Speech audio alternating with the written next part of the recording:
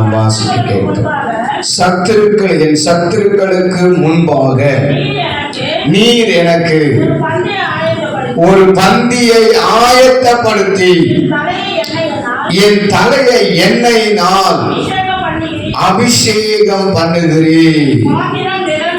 என்னுடைய பாத்திரம் நிரம்பி வழிகிறது. அல்லேலூயா. பாருங்க, கர்த்தருடைய வார்த்தை அழகாய் சொல்லுகிறது. ஆண்டவர் உங்களையும் என்னையும் அவருடைய நம்முடைய தலையை எண்ணெயினால் என்ன செய்கிறாரா? அபிஷேகம் செய்கிறார். அல்லேலூயா. நம்முடைய பாத்திரம் என்ன செய்கிறதா? நிரம்பி வழிகிறது என்று சொல்லுகிறார். அல்லேலூயா. இன்றைக்கு நமக்கு அபிஷேகம் அதிக அளவிலே தேவைப்படுகிறது. அல்லேலூயா. ஆண்டவர் நம்முடைய தலையை எண்ணெய் என்கிற அபிஷேகத்தினாலே நிரப்ப வேண்டும். நம்மை நிரம்பி வழிய செய்ய வேண்டும். ஏன் அப்படி செய்ய வேண்டும்? இந்த அபிஷேகத்தினாலே நாம் நிரப்பப்பட்டால் நமக்கு என்ன நடக்கும்? இந்த உலகத்திலே என்ன சம்பவிக்கும்? என்ன ஆண்டவருடைய ஆசீர்வாதங்களை ஆண்டவர் வைத்திருக்கிறார். தாவீது என்கிற ஒரு தேவ மனிதனை ஆண்டவர் அபிஷேகம் பண்ணினார். அதுதான் 1 சாமுவேல் எழுதின புஸ்தகம் 16ஆம் அதிகாரம் 12ஆம் வசனத்தையும் 13ஆம் வசனத்தையும் நாம் வாசிக்கும் பொழுது அங்கே அவரை அபிஷேகிக்கப்படுகிற காரியங்களை சொல்லப்படுகிறது. வாசிக்க கேட்போம். ஆள் அனுப்பி அவனை அழைப்பித்தான். அவன் சிவந்த மேனியும் அழகிய கண்களும். அப்பொழுது கர்த்தர் இவன்தான், நீ எழுந்து இவனை அபிஷேகம் பண்ணு என்றார்.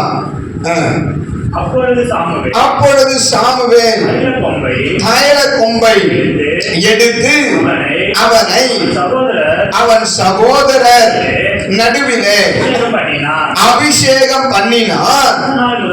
அந்த நாள் முதற்கொண்டு கர்த்தருடைய பரிசுத்த ஆவியானவர் தாவீதின் மேல் வந்து இறங்கி இருந்தார். ராமாவுக்கு போய்விட்டார். பாருங்க, அழகாய் சொல்லப்பட்டிருக்கிறது.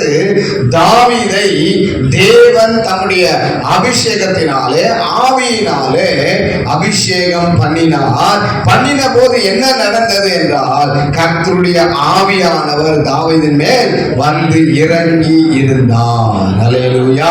அப்ப இந்த அபிஷேகம் என்ன செய்கிறது? கடவுள் நமக்குள்ளாக வந்து விடுகிறார். அல்லேலூயா. பரலோகத்தில் இருக்கிற அந்த ஆண்டவர் பரிசுத்த ஆவியானவராக நமக்குள்ளே நம்மோடு கூட இருப்பதற்கு அவர் நமக்குள்ளாக கடந்து வந்து விடுகிறாராம். அல்லேலூயா. அப்ப இந்த அபிஷேகம் ஏன் நாம் செய்யப்பட வேண்டும்? ஏன் ஆண்டவருடைய வல்லமையின் அபிஷேகத்தினாலே நாம் நிரப்பப்பட வேண்டும்?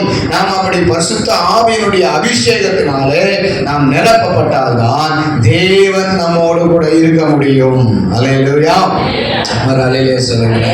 சத்தமாக அவர் அல்லேலூயா சொல்லுங்க. பாருங்க, அதுதான் சங்கீதம் எழுதின புஸ்தகம் தெளிவாய் சொல்லப்படுகிறது. 89ஆம் சங்கீதத்திலே நாம் 20ஆம் வசனத்திலிருந்து சில வசனத்தை வாசிக்கும் பொழுது வாசிக்க கேட்போம். என்னுடைய தாசனாகிய தாவீதை நான் கண்டுபிடித்தேன். என்னுடைய பரிசுத்த தைலத்தினால் அவனை அபிஷேகம் பண்ணினேன்.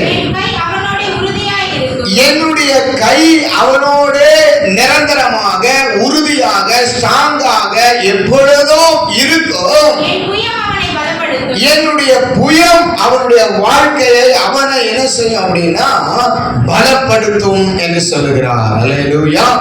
ஒரு அல்லேலூயா சொல்லுங்க. அது மாத்திரமல்ல, அப்படியே வாசிங்க.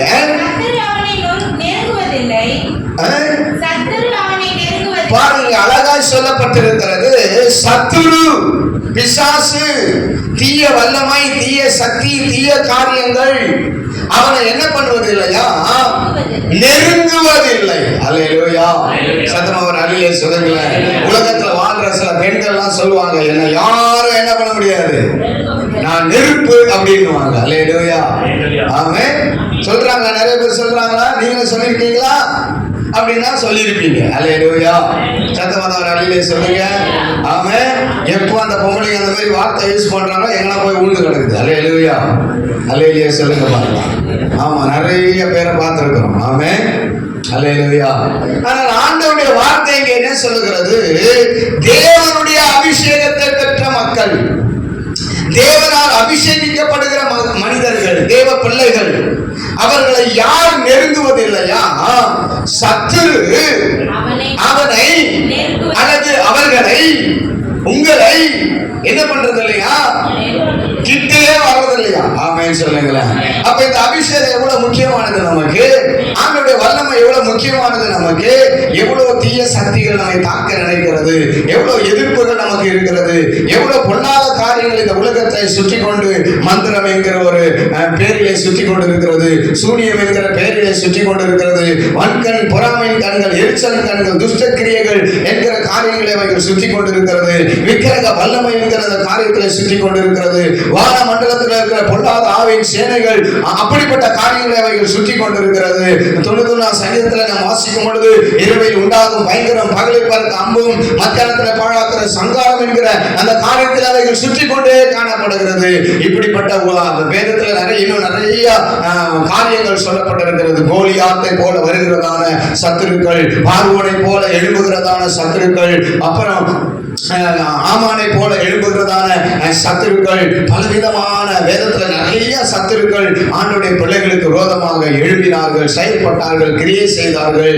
ஆனால் அவர்களை ஒன்றும் செய்ய முடியாதபடிக்கு கர்த்தருடைய அபிஷேகம், கர்த்தருடைய வல்லமை, கர்த்தருடைய பலன் அவர்களை பாதுகாத்தது. அல்லேலூயா.